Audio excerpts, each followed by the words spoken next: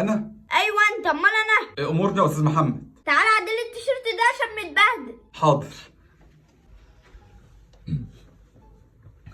كده يا استاذ محمد؟ هي مش زي ما انا عايز بالظبط، بس بمشي. انا شاكر جدا لحضرتك يا استاذ محمد. احمد، امورني يا استاذ محمد. تعالى حط لي التليفون دي في ايدي. حاضر يا استاذ محمد. كده يا استاذ محمد. كويس. اتمنى اكون دايما عند حسن ظن حضرتك. طبعا. وانتوا عايزين تعرفوا كل ده حصل ازاي؟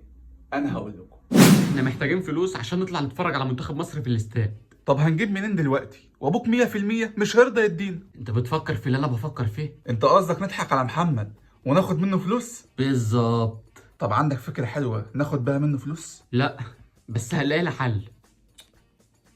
انا عندي فكرة جامدة. ايه هي؟ تعالى ورايا وانا اقول لك.